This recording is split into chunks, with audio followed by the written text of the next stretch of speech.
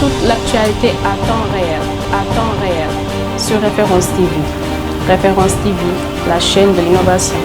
Salam alaikum, je suis Serigne Dakar Diagne, vice-président au conseil de quartier du Point E. Pour la randonnée, comme nous sommes un conseil de quartier, nous sommes un cadre consultatif, genre caisse de résonance pour les habitants du Point E.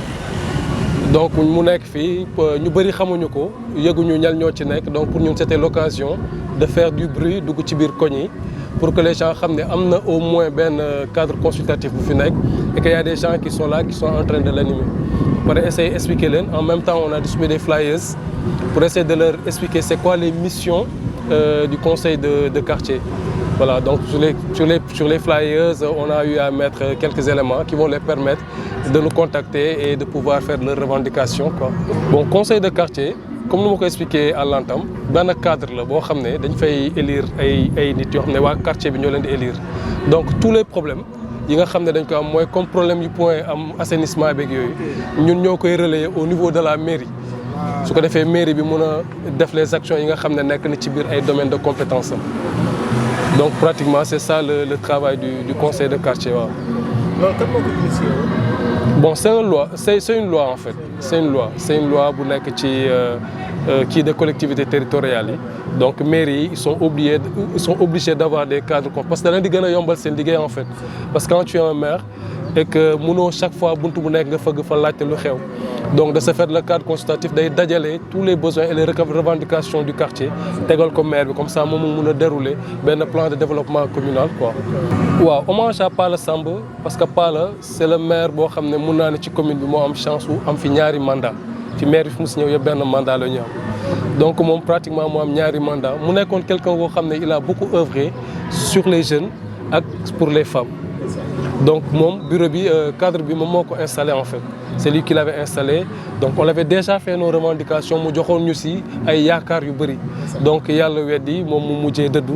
Donc de ce fait comme yalla yobbu nako tay bañ né dañuy activité bu ñuy jëk def ñu nañ ko jaglél Pala Samb comme ça mu fatali ñu fatéwuñu ko mom ki fi nek tay tam mu xamni li fi Pala bayon mi ngi fi ba tay ñi fi nekkon ñi ngi fi ba tay té duñu bëggoon ñu ngi koy bëgg ba tay lool motax tay ñu né dañ ko jaglél Pala Samb. Waaw man particulièrement dama nek un acteur politique dans and ak Pala campagne gagner commune bi. Donc on a fait presque man ak mom 2 semaines de campagne. So gisé lu waral joy lolu place bobu dafa nek place bu symbolique ci Pala Samb.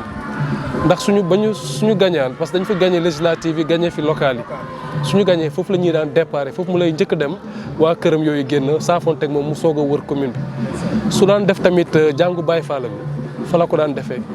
Man ak mom nak bañuy mujjé wax sax fofu lañu mujjé wax fekk ma doon waccé yaayam bu génnoon aduna kamin donc fa la ko donc lu mu doon def rek zone B la koy défé buntu kër parents mi donc motax joy yoy xeyna yeen dina len bet mais ñun ñuko topone xam ko xam nañ né fofu lepp fofu la xewé lepp fofu la doré lepp fofu la doon xewé en fait. Waaw yow mom ku xam point nga parce que point ku ko xam ni su tawan 1 heure de temps ndox bi dem point bu jëk ba ñun mun na né brise de mer bi sax mo ñu daan yé so yi xencio brise de mer tax nga xam ni suba tel jot mais li nga dafa am importance ndax tému randonnée pédestre sax loolu la point def na 80 ans donc amna ay mutation parce que point quartier résidentiel la won autant Ablaye Wade mo ñëw déclassifier ko def ko quartier d'affaires.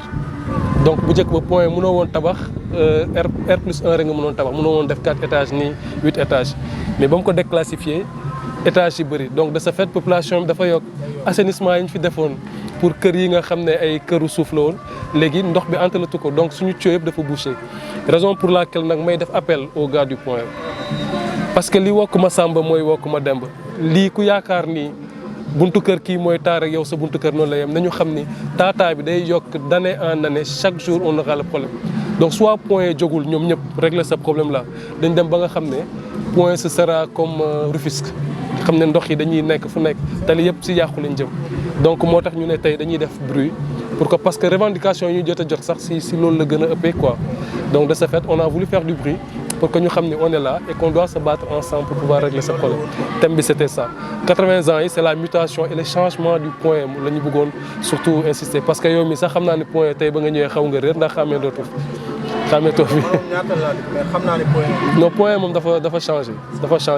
Mais le changement, c'est ce que changement de l'unité parce que aduna ak changement ñoo jall mutation ñoo and mais suñ koy def nañ ko def dans les normes c'est-à-dire ñuy tenir compte de ñi nga xam ne nekkoon na fi te amoon nañ benn cadre de vie.